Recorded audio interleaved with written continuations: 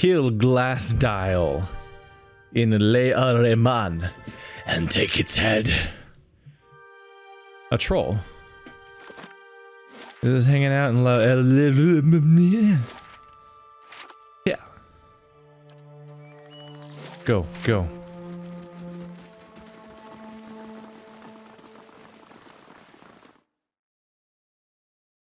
Did a little bit of running in between because I had to get from down there to up here.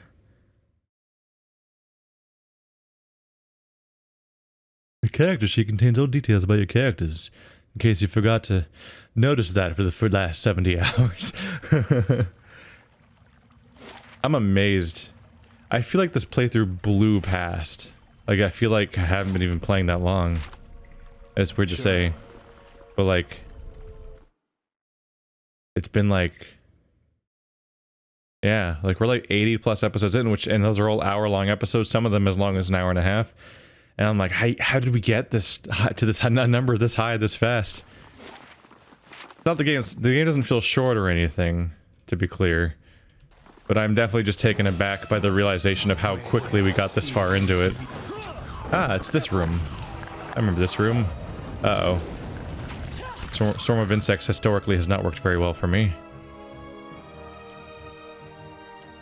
Heal him, please. Are you stunned? Heal him! Heal him! Why can't I target him? Are you mind controlled? Thick in the plague of insects. It's not great for Aloth. Here, Aloth, you just run away. If you can. He can't, can he? Yeah, that doesn't matter. Alright. I should really finish leveling him up. Are any of you guys fighting the bad guys, by the way? Okay. I'm like, are you all just standing there? I'm sorry. There you go. That'll help us out for a little while. Why wasn't I able to do a healing chain, though? I don't know. Let's just throw one around now. There we go. That'll make its way around for a bit. Hey, Durance. I can't pick Durance. Oh, he's dominated. Gotcha. Alright. I could go smack Durance to undominate him, but that might kill him in the process. It's not a great situation. Did you just get mind-controlled, Pallegina? No? She keeps turning around, like she's trying to leave. There goes Durance. Alright.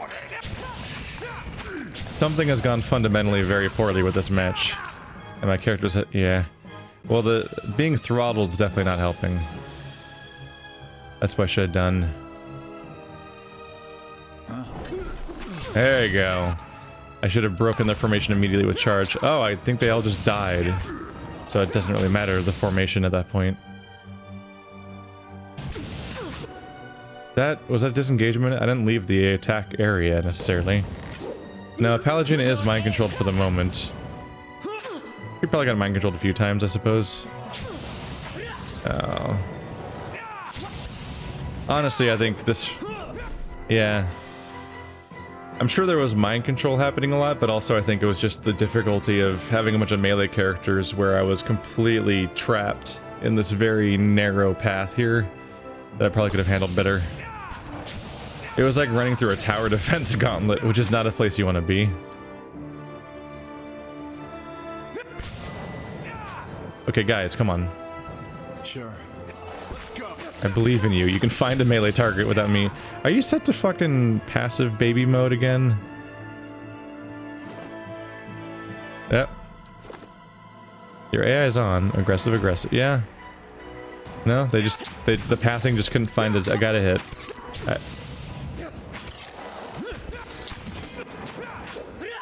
There we go. And take its head. And also take a nap, because you fucked up and everyone's in... aha! Cause the dominated affliction 15 times. All upgrades are upgraded. So now Durance's weapon has... accuracy 6, plus 21 accuracy, 30% damage, 3 resolve. Wow, resolve on a weapon. Neat. 20% raw damage, 10% chance to cast dominate on hit or crit, which is a high chance of dominate. That's a pretty high chance. And Lengrath's displaced image twice per encounter when hit by a crit, which is also pretty good.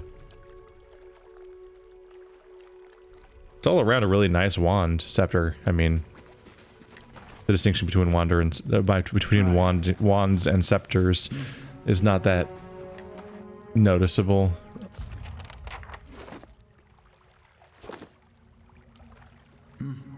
All right, well, alrighty then. It was real sloppy, but we got it done. We got it done.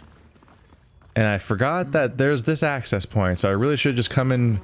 Well, I didn't necessarily know that he'd be here specifically, but yeah, I probably should have come in via this door, the one that's on the ground level. Because when I came here, it was coming from ground level, so I started in the river. So I should have remembered that there was a secret passage into where I was trying to go from the river. But instead I went all the way upstairs. Doesn't really matter. It took about as long as me saying that in the first place, so it's not a distinction worth making. And level.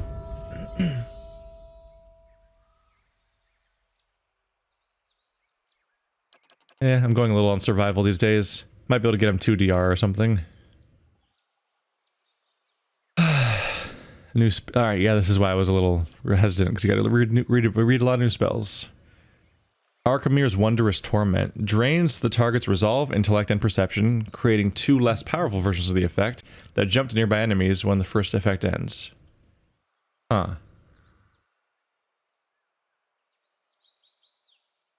So one guy loses 10 resolve, 10 intellect, and 10 perception for 13 seconds. Then 2 of them bounce off to other enemies to take less of that, or for less time. It's not clear about what the weaker part is, but less powerful versions happen to other people afterwards. Blast of Frost creates a bitter surge of ice and freezing cold air, inflicting freeze damage on anyone caught in the conical area of effect. It's a freeze cone, right? Yeah. Cone of ice is a pretty standard spell. Call to Slumber causes a group of enemies to momentarily fall asleep, falling unconscious for a short duration. Unconscious.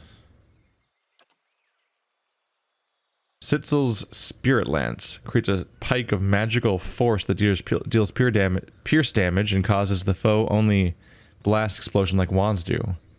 Ah. Oh.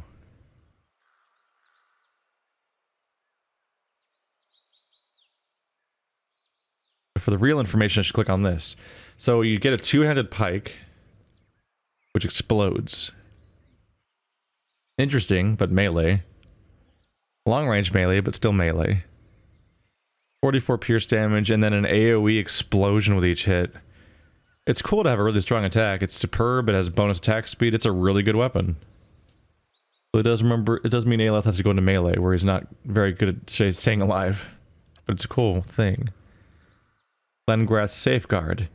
An insidious magical contingency activates when the caster hits 50% endurance. He or she immediately knocks all immediately close enemies prone while gaining a damage reduction and defense boost for a short time.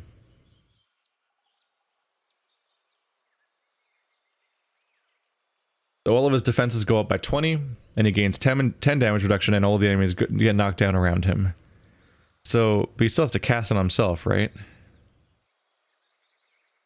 I think he still has to cast it on himself, so I think first he casts that on himself. Then you wait for his health to hit 50%. And then, ba-boom, he explodes and gets defense. So it's kind of like a, I know shit's gonna go bad this fight spell. Malignant Cloud. Generates a cloud of virulent poison, inflicting raw damage to anyone in the cloud every few seconds. Raw damage is always fun. Not a lot of raw damage, but it does persist for 13 seconds. It's not clear how many pulses of damage it does, though. I don't really like the vagueness of these kind of descriptions. It does raw damage every few seconds. It lasts 13 seconds, so like, my calculation of how much damage it does could vary wildly based on my interpretation of how much I think every few seconds is. Ninagauth's Bitter Mooring. The target is hit with a stuck affliction and becomes an anchor for a frigid ray of energy from the wizard that does freeze damage to creatures in its path. For 4 seconds. So, an enemy gets frozen in place, and then there's just going to be a continuous beam between me and them that does damage.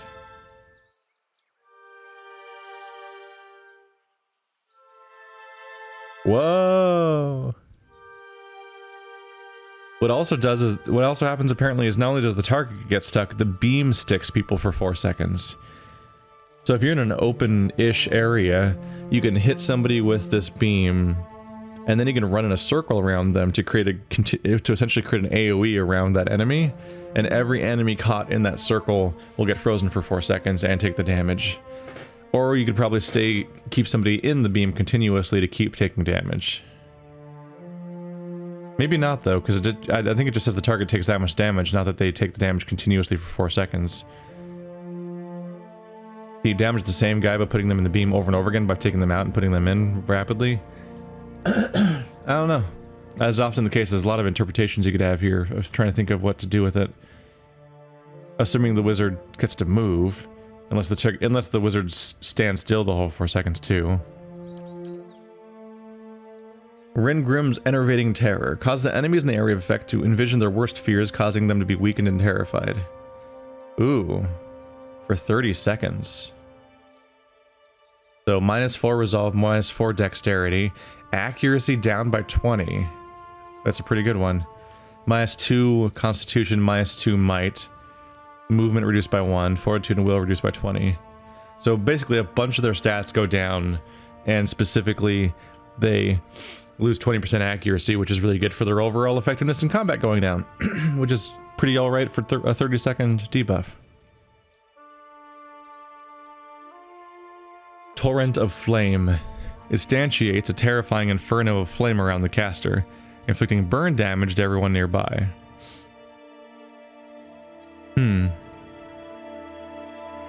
Not a foe AoE, so there is friendly fire, but it's a continuous fire around me? No. It appears to be... It seems to be a one-off attack that happens for one moment then is gone. Wall of Force creates a semi-permeable barrier that inflicts crush damage and hobbles enemies when they pass through it, but leaves allies unscathed. Nice. Oh, but it's only 4 to 6 crush damage. Well, 30 seconds of hobbling. Still, they're just going to take 4 to 6 damage when they run through the wall. It seems like they could just run through the wall. How strong is hobbling? Reduced dexterity. Yeah. So the main thing is it makes you slower. But it doesn't freeze you. The wall doesn't actually block people from getting through. It's just people get slow for a while if they go through it. But they can still do stuff. Form of the Helpless Beast. Transforms a single Kith enemy, a Mawa, dwarf, elf, godlike, human, or Orlan, into a pig. The pig has very poor defenses, but can move quickly.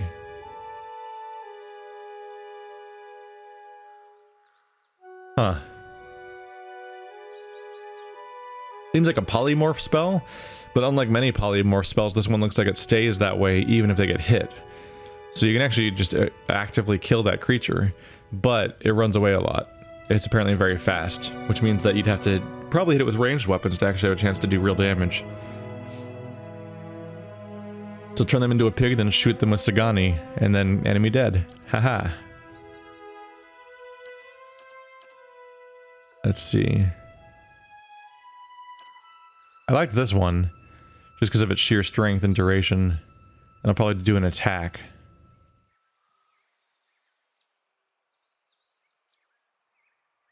Preferably an anti-enemy one.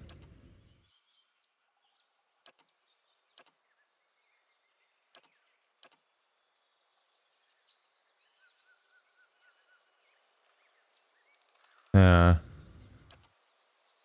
think this time around most of the attacks are only...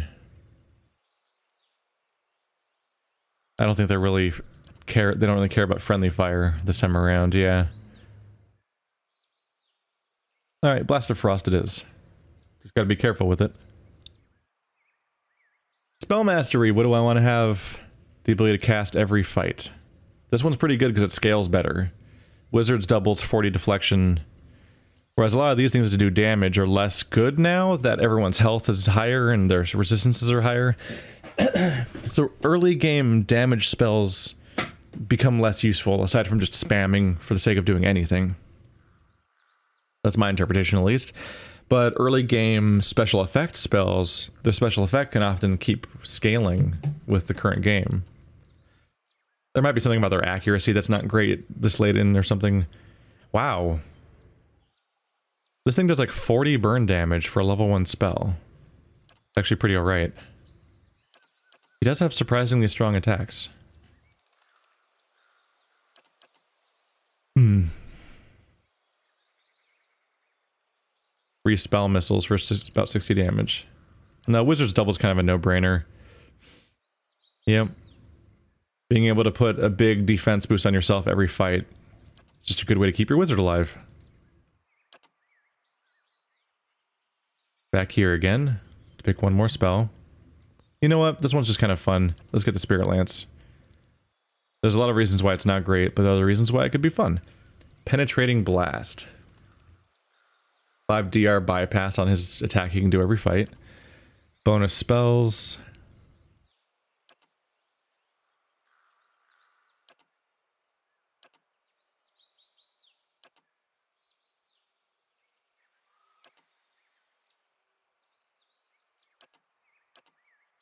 I don't know if 5 DR bypass is pretty good.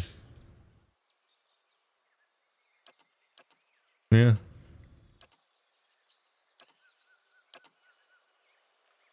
Chain lightning. Y'all know me and my chain lightning. The caster calls forth a tremendous bolt of electricity that arcs directly to a single target and then jumps between up to 6 nearby enemies. Others in the area of effect are not harmed by the arcane lightning. Hit 7 people for 50 damage, or about 40 damage average, but also DRs. My favorite spell in every game. So yeah, we're gonna have chain lightning. Creates a field of arcane energy around the caster, reflecting hostile targeted spells up to 5th level back at their casters, for a total of 15 spell levels. For a minute. Archimere's Capricious Hex unleashes a volatile hex upon enemies in the area of effect, causing them to become either dazed, sickened, or paralyzed, depending on their own mysterious whims. Another one of those chaos spells. I think Archimede's Wand or whatever was like the one where he conjures the ability to throw a bunch of randomized effect balls. So that seems about about true to that. He seems to like random weapons. Archimere seems to be a chaotic randomizer character. Minoletta loves her weird missiles, and apparently Sitzel seems to be a summon weapons, like a melee weapon type thing. Because this is the pike person from before. Sitzel's Martial Power. Caster temporarily sacrifices arcane power for martial might. Wizard gains a bonus to deflection, accuracy, might, constitution, dexterity, but becomes unable to cast spells or switch grimoires for the duration of the spell. 20 deflection, 20 accuracy, 8 might, 8 constitution, 8 dexterity. I wonder if you can cast Sitzel's... If you can conjure the pike and then martial power and then just start stabbing away at people with your stat bonuses. I think that might be the intended use. Because it says you can't cast spells, but it doesn't say that existing effects go away. So you could probably summon your special Sitzel weapon, then go into Sitzel's martial power mode, and just double dip on that. Death Ring calls a black ring of necrotic energy into being that spreads out in all directions, causing corrode damage to enemies it touches and potentially destroying those with low endurance. Ooh. About 40 damage of corrode. That's pretty good. Radius from caster. I like foe AoEs. The Gaze of Adrugan. Gives the caster the mysterious gaze of the Adra creature that provides the spell's namesake, petrifying enemies within the area of effect. 8 seconds.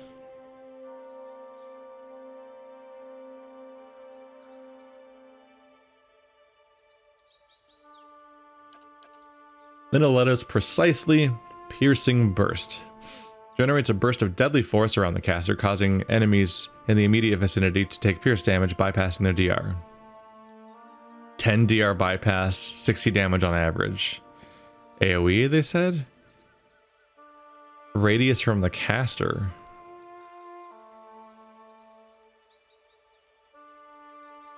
Huh. I have been buying all the Minoleta spells. And they're reliable damage dealers. Nina Gauth's freezing pillar calls down an enormous spike of ice, pulsing freeze damage on enemies in the area of effect and creating an intense circle of frost that can hobble foes it touches. Pulsing freeze damage, so it lasts 12 seconds. I'm gonna have to go with Minoleta and Chain Lightning. Spell Mastery. I think I gotta go with Blinded, right? Based on what I said about AoE effects and so on. Oh, these are pretty good too. Adds damage to every attack that happens on enemies. An AoE that does 60 corrode damage that heals the caster. That's not bad either. It's an AoE and damage over time. But 25 reduced accuracy is just good for the party too. Being able to cast it every fight is pretty universally helpful, I would figure. Alright, now I got my 2 DR. Got it.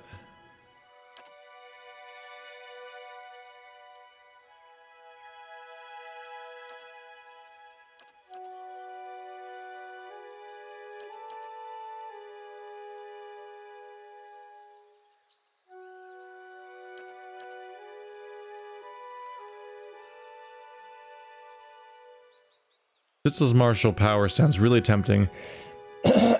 Just to stack with the other one for the idea that I said before. That might be a fun experiment to run.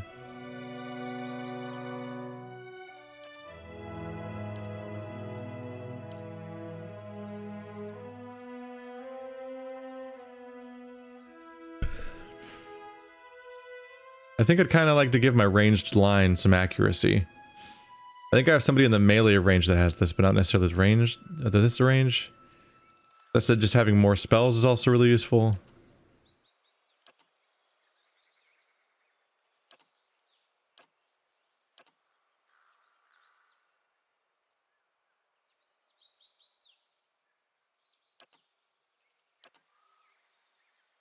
Let's get Gallant's focus.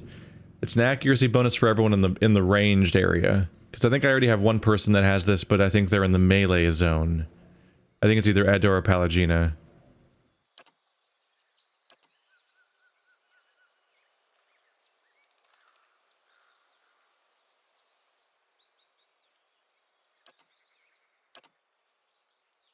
Oh my god. I'm at another tier. Jesus. Yeah, this is why I was afraid to level him up. Because he's going to have so many spells to learn. Alright, tier 7. Delayed Fireball. The wizard hurls out a tiny ball of flame that sits for a fixed amount of time before exploding for heavy burn damage. A fixed amount of time. Does not say how long that is.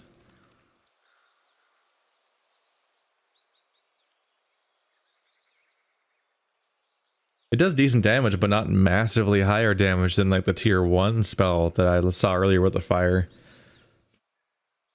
Although it seems to be, yeah. That's like a 4-meter radius. About 7-meter diameter. That's a pretty big explosion. Lengrath's Warding Staff. This spell conjures a powerful quarterstaff that adds deflection and pushes enemies away with a hobbled effect on each successful attack. The summoning itself also pushes everyone, including allies, away from the caster. So everyone gets a 2.5 meter push. Then he summons his staff.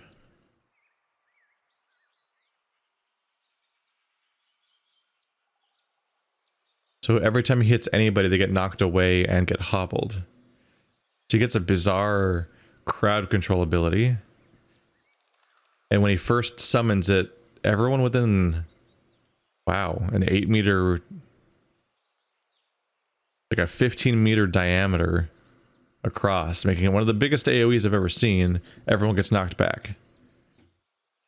Enemies get hobbled with each attack of the actual staff. Huh.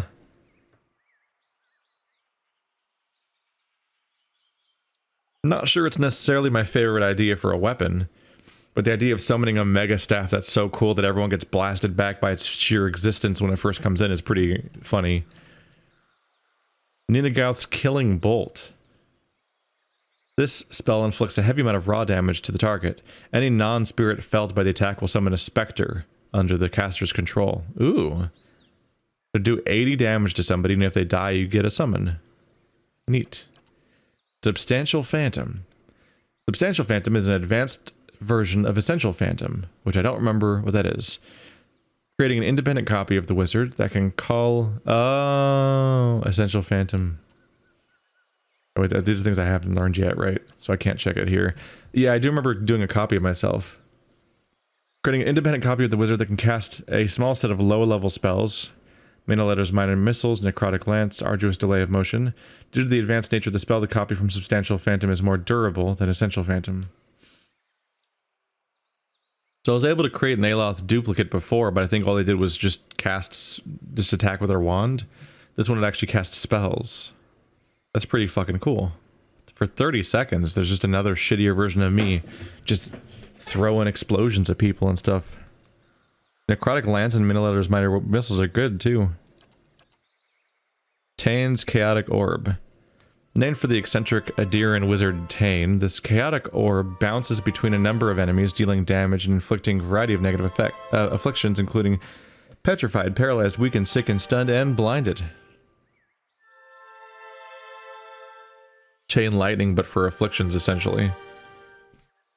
So, dude, about 25 crush damage and then just random bad things to people. That's appealing. Oh my god.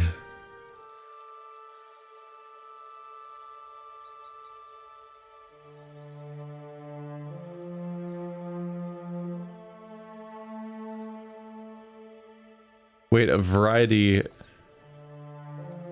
I assumed it would give them a random effect. Does it give them all the effects? If successful, petrified, paralyzed, weakened, sickened, stunned, blinded. It doesn't say and or, so I'm not clear if that... I'm actually not clear if it stacks all those things at once, or just does a random one. A variety of negative afflictions.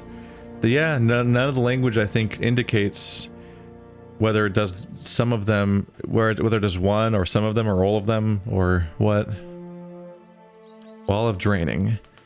Enemies passing through or standing in this wall will lose time from any of their timed beneficial status effects. For each second drained, the wizard gains the duration on any beneficial status effects they have. That's pretty great. So steal 4 seconds from anyone who walks into it from any beneficial effect they have, and they'll get thrown onto Aloth for whatever effects he has.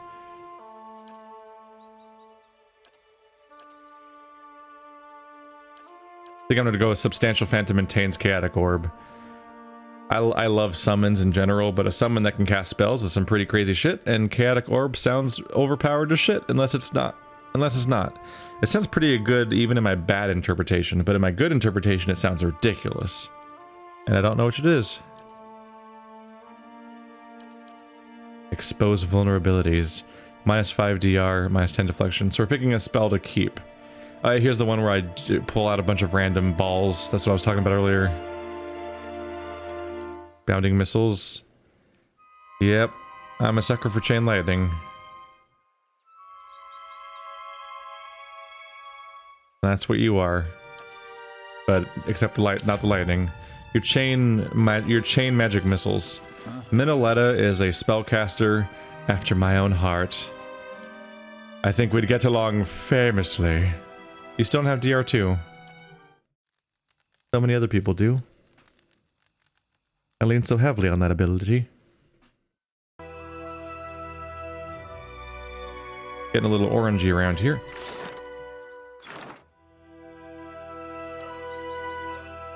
Got the Estern Wood and the Copper Lane Catacombs. We found the other two.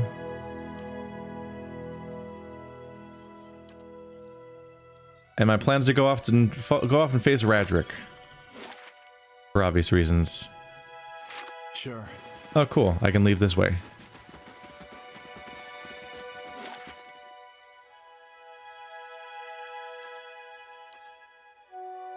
So we're off to Copper Lane. 'Cause when I looked around, I didn't really see a super efficient path through all of my options around here. My objectives became so scattered and widespread that I basically just need to go everywhere on the map to get there.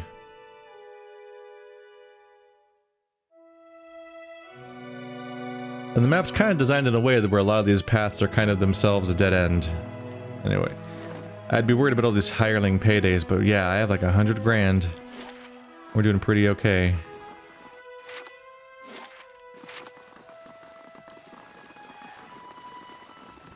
How may I help? Look how big his bar is. So he gets to cast these three whenever, but he's just got all these spells now. God damn. Yep, so that's the upside of leveling him. We went from having 4 tiers of spells to having 7 tiers of spells. 3 new ones. I was really behind on him. There's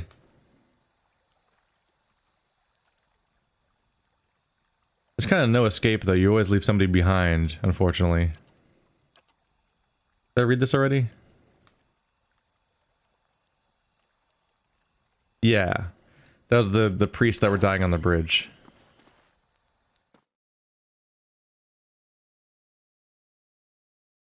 I remember how it turned out to be assassination attempts, as expected.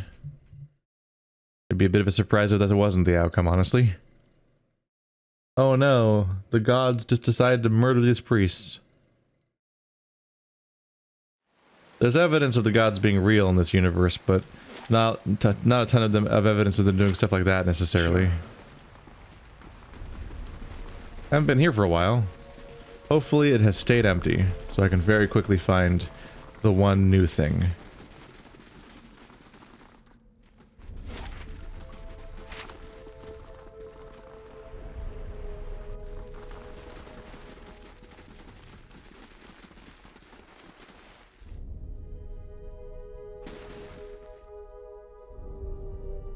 There be wizards around here. Fuck them up. Oh, that's... Oh!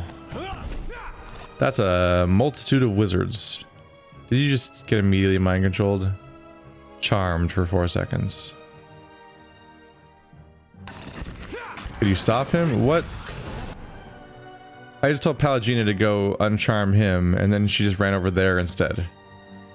Okay. Well, he'll get over in a minute, right? A lot of dudes. Is this even who I'm here for?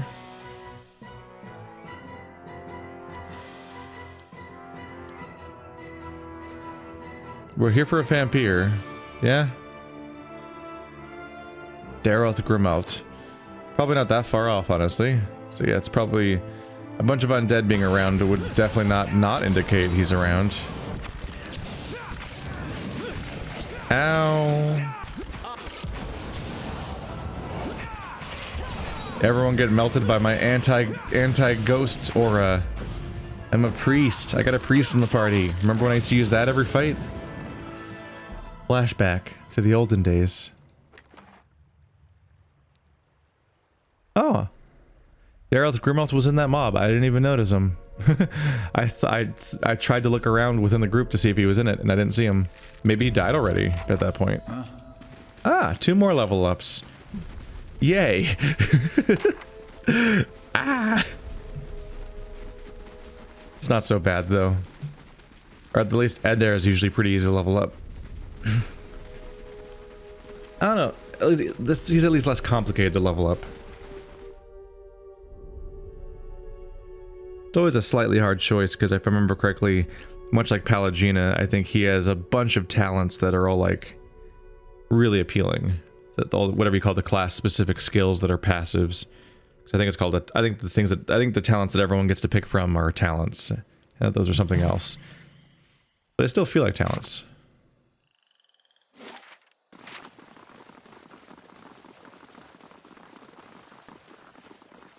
See you later, Copper Lane.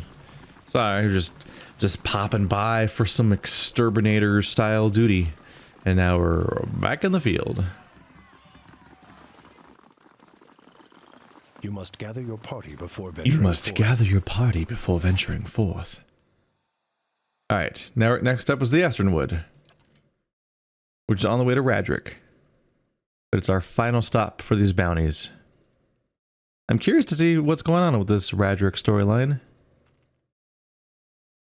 Did not expect him to come back as a zombie, gotta say.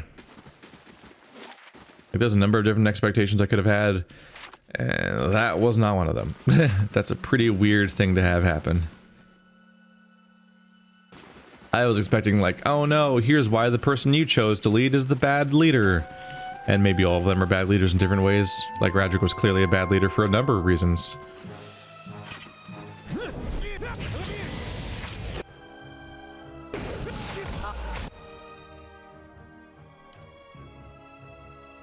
Get fucking orbed. Ba-bam. Wow, that looks ridiculous. That orb bouncing around is really funny. He's paralyzed and stunned. He's got like, okay. If I wanted to see what kind of effects last how long, I should have checked sooner. But yeah. They only last a few seconds. But at the very least, yeah, certainly crowd controlled the crew.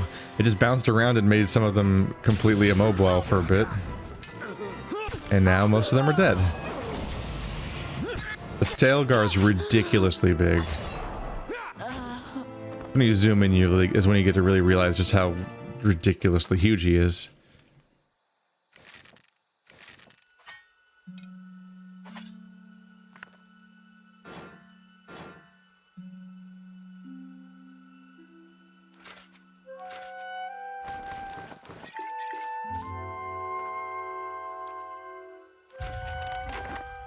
Got ourselves a new chess piece. Unique, heavy armor, the Coat of Ill Payment. DR 14, that's a lot. A little better at Crush, a little worse at Corrode. Exceptional. Retaliation. Any of it that hits you takes 6 to 10 damage. Alright. 2 Resolve. The Coat of Ill Payment came into the hands of an Adiran gambler after he won it in a game of chance. After he...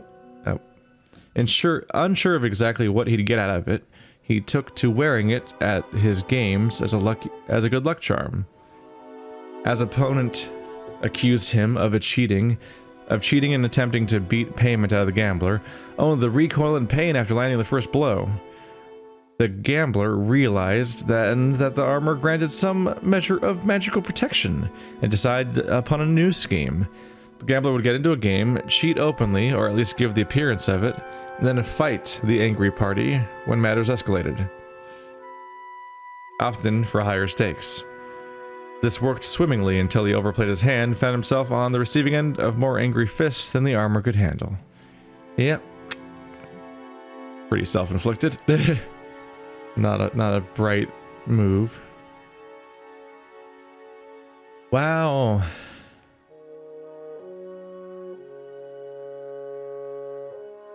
Yeah, I should just put this on Adair.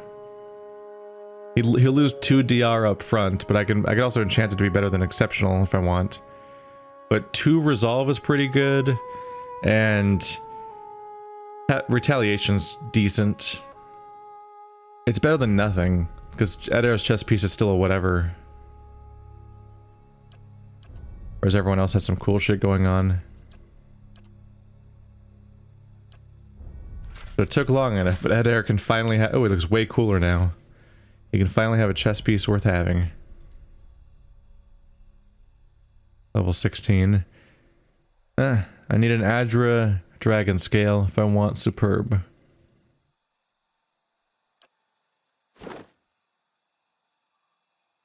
And he gets 2 Resolve, which I don't think he had yet. Oh, he had 1 in his chest, in his helm. Perception. Yeah. Now his helm's not great because it just gives him 1 perception. Might be able to do something better than that.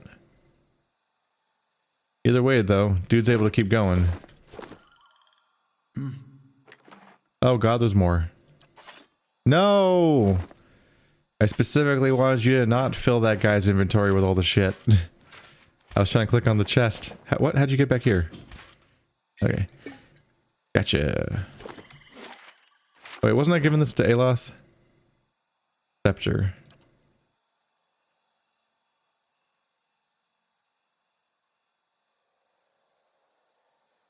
It's superb. This is exceptional. Ah, this is the one that gives accuracy to an ally.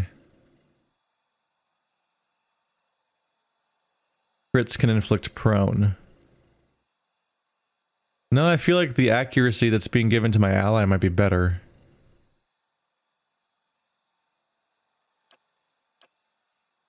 Is there another spellcaster to give you to? Who else uses wands? I can't think of anybody. I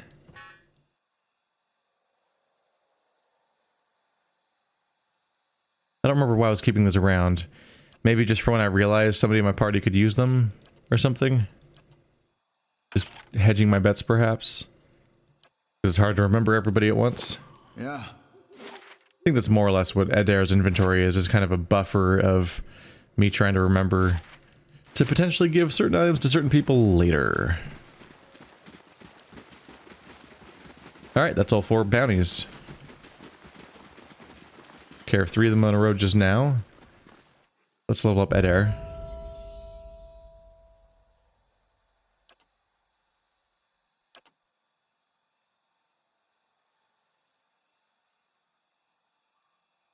No skill, huh? Just generic talents.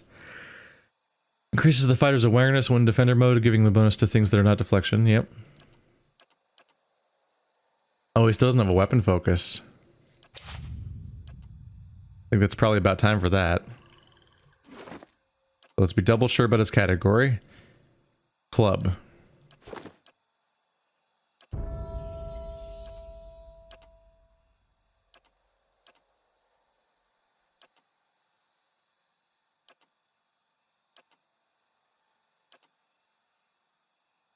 Weapon focus ruffian. Club.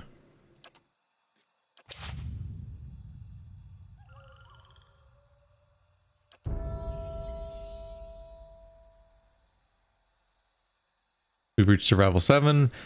Lore feels like it's just kind of capped itself out at this point.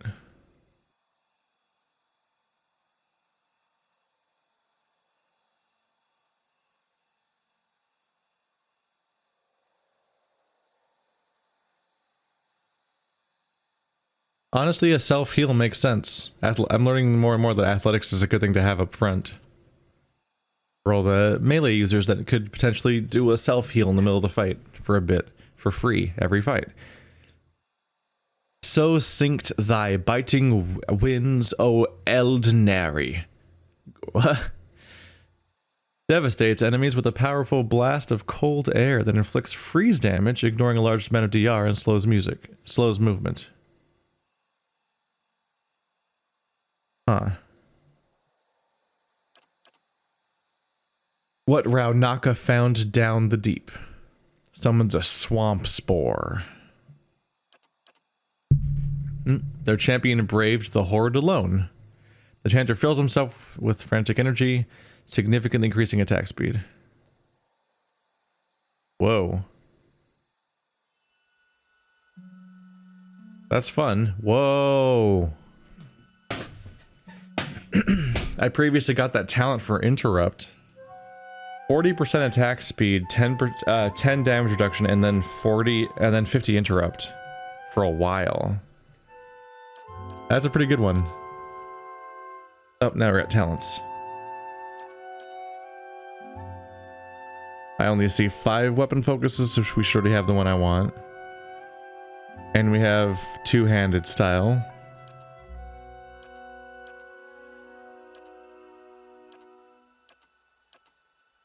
These are all bonuses against particular types of enemies.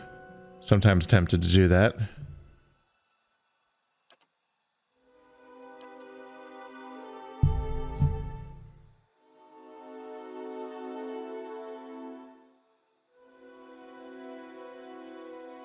Bloody Slaughter's kind of tempting.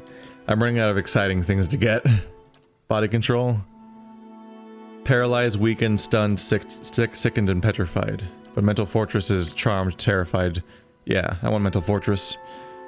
Being mind-controlled sucks. It especially sucks when you're the character whose voice makes everyone around him burn that isn't on their team, because I think that means that all of my allies burn, and that's bad. It's really bad if you sing the song that ends the earth all over your allies. So, 10% increased chance of resisting those mental spells could tip the scales in important ways. And wouldn't that be nice? Yes. Yes, it would. A distant relative of Grammerfell the Wayfarer. Wow. Continually reminding me of this guy who ended my playthrough last time, huh? A distant relative of Grammerfell the Wayfarer has arrived at the stronghold requesting he be freed instead of exchange for coin. He was nearly set upon by brigands on the road, but your patrols intervened. I am such a hero. Accept money. 700 CP? You're gonna have to step it the fuck up, dude. He killed my entire previous playthrough. I hold a grudge. Not taking it for 700 CP. It takes 1500 CP to run the fucking price. It's 1500 CP just to keep the doors open around here every day. Vampire. As you approach the smiling woman at the side of the road, you are struck with a sense of unease. At this distance, you can see that her skin has a sickly, pallid sheen to it, and her eyes are the glassy milk white of a cadaver. Her expression sits oddly on her face, as if it requires great effort to maintain. Hail, traveler. Lord Roderick has been expecting you. The woman smiles a little wider. It is good that you have not refused his challenge. He feared you might prove a coward in the end. I will escort you to him if you wish. What are you? A loyal servant, granted a boon for her good service. Like my lord, I will persist beyond the cycle, and walk in eternity upon the earth. Seek answers from him directly if you want them. Alright, take me to him. Come then, he waits for you there. She points up towards the topmost tower of the keep, leads the way over the drawbridge. This seems convenient. Seems like a way to bypass re-exploring the whole keep, considering we already did this, since we're returning to a rather complicated environment. Wow, this was early in the playthrough. Oh. Man, we were here a long time ago. He was the first hard fight of the game, but I figured it out.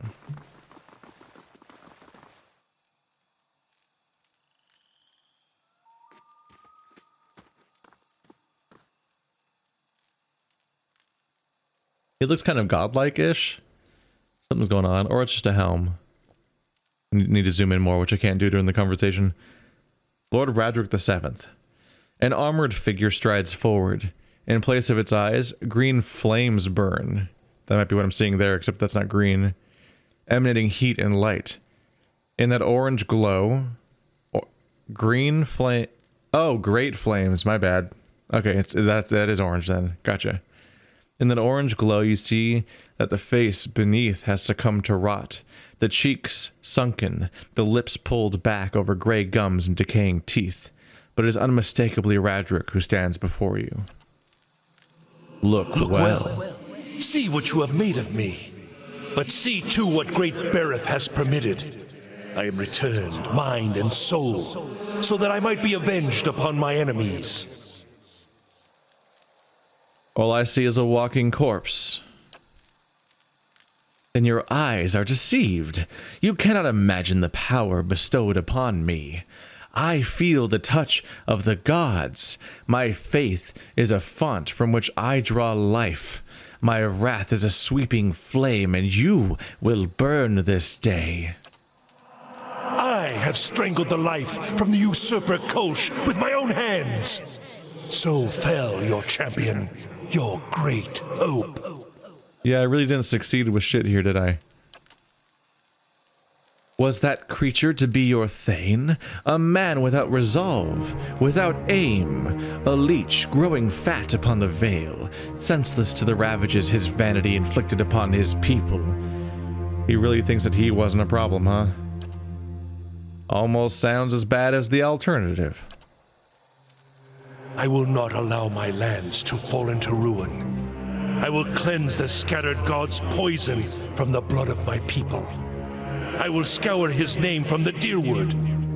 Berath has blessed me with its favor, and I will be its sword. There will be no more mercy for the heretic, the thief, the charlatan. All will meet with death.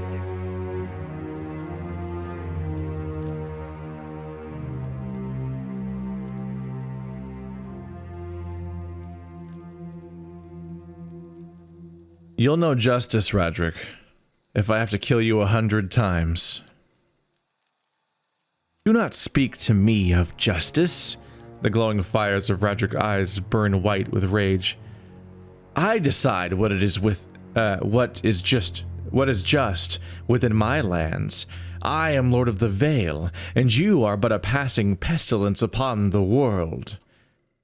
Fighting time. We'll be fine. Everybody hit him in the face, please. Okay, not the best start. Did we just level up?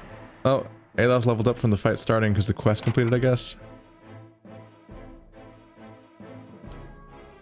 I do so like a good chain lightning. Oh, I should pick whoever might have the best chance of working on.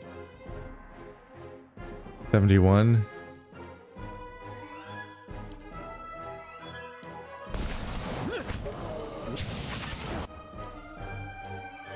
Enter flame mode. Yeah.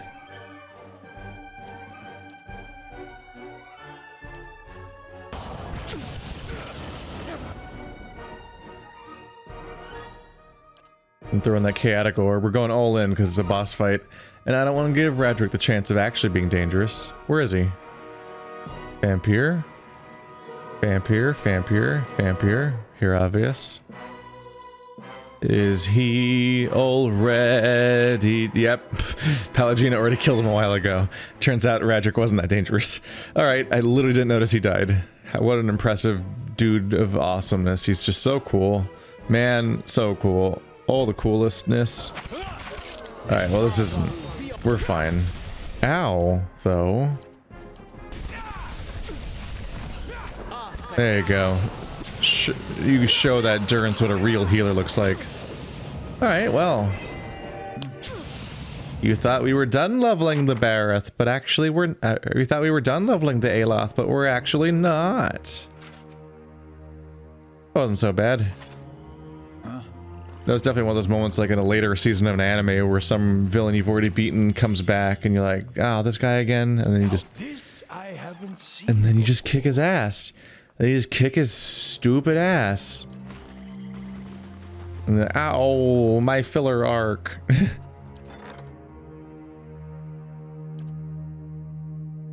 The wax maker. You get the hell wax mold. In the southern Adir province of Maghanon, the wizard and inventor Galef spends decades creating devices that could mimic magical effects and properties. His fellow wizards viewed Galef's work with disdain, but one area of research intrigued even the elitists, a device that could replicate entire magical objects. The key to Galef's research was an enchanted mold. When Galef died of old age, his remote workshop was eventually plundered by southern barbarians who had been sacking the province for years. All of his work was believed to have been lost. Recently, an anonymous patron has been inquiring across the Eastern Reach for aid in recovering some of Galef's research notes, using leads that were discovered by unknown means. You liked ruins and trinkets and research and exploration. Have fun, Kana. Well, we got him. And back to leveling Aloth forever and ever and ever and ever and ever. 35 endurance is not a lot.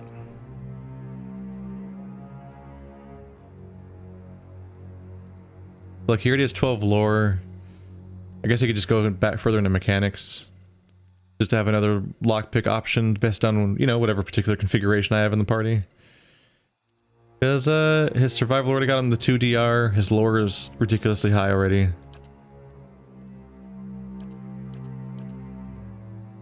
That killing bolt's pretty good.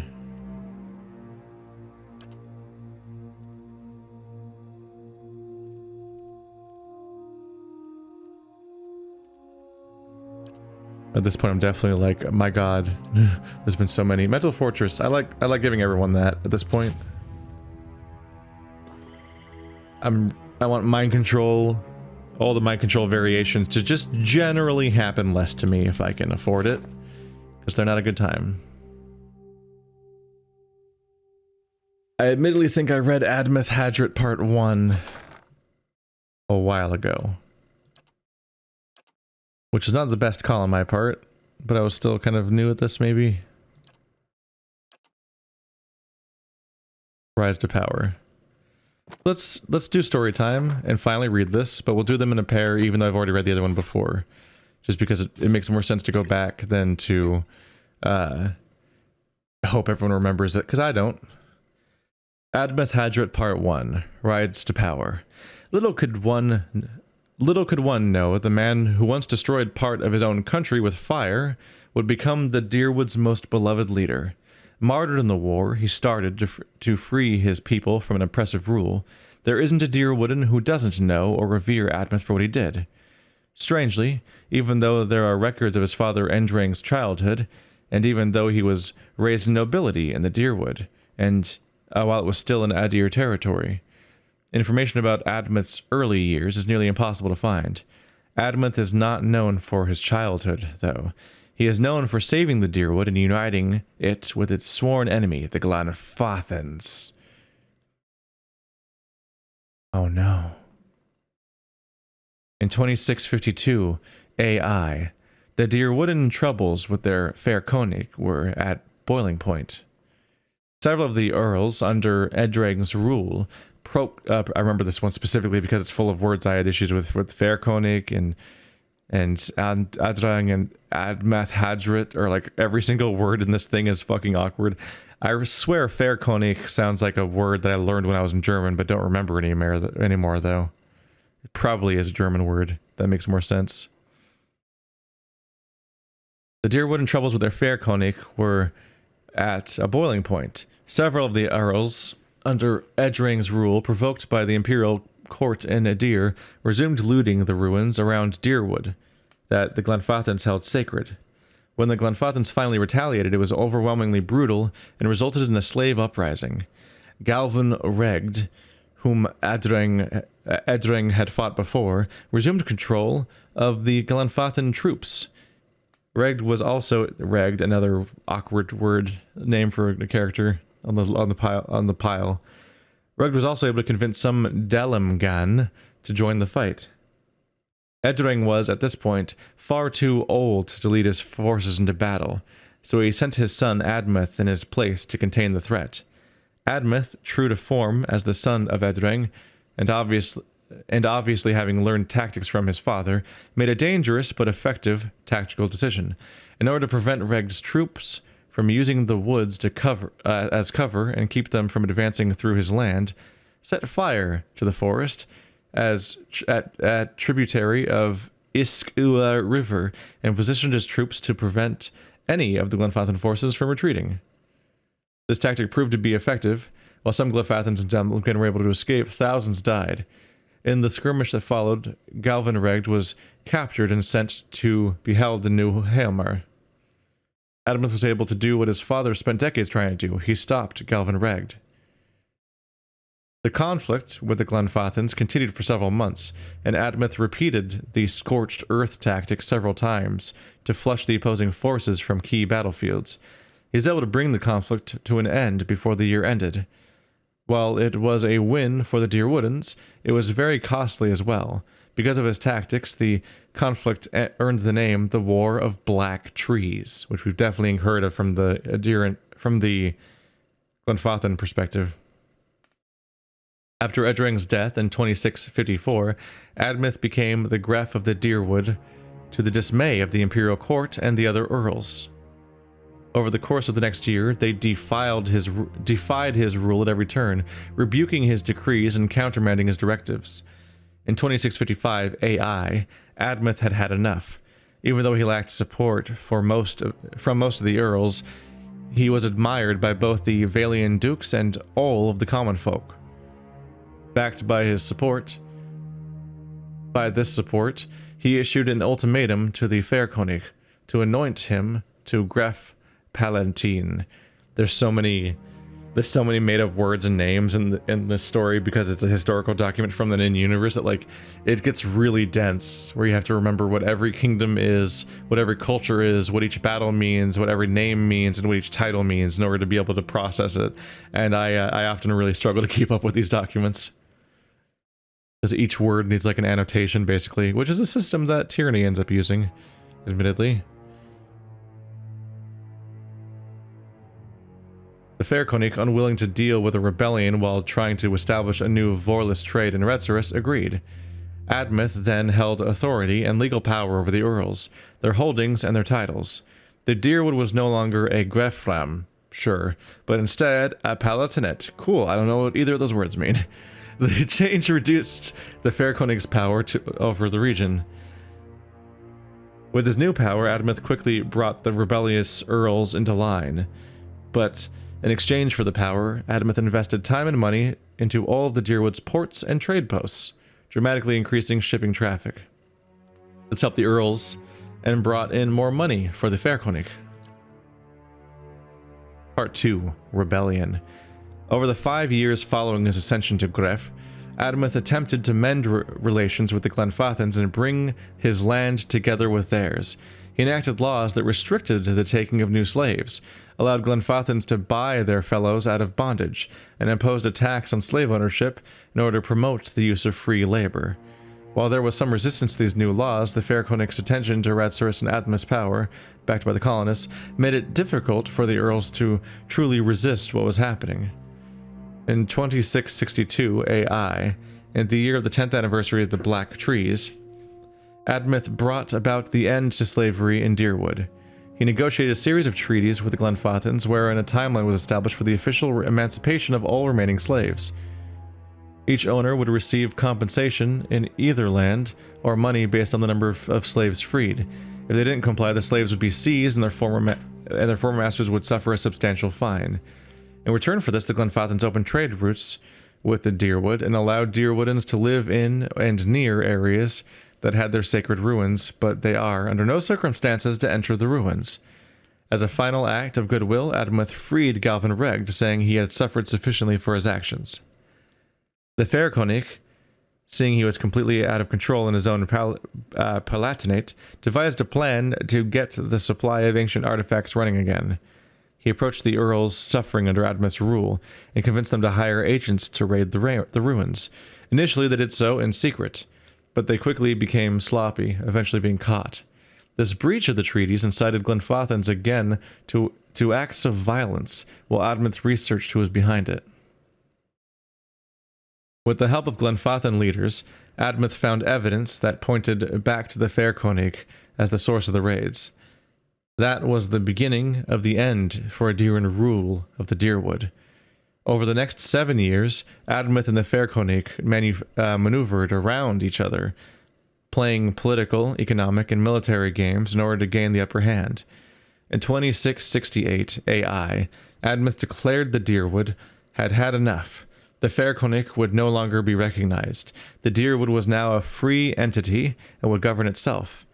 This started the War of Defiance, which lasted 5 years.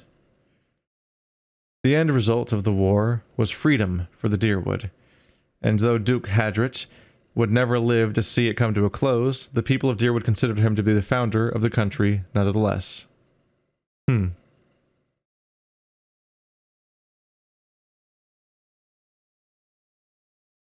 It took a turn in part 2. It's when everyone got mad at him, but it's when he started freeing all the slaves. Not he started small and then eventually worked up to nope, no more slaves, which is a pretty good move all around. So that improves a lot of the other impressions of him. Huh. Still a lot to take in. Oop.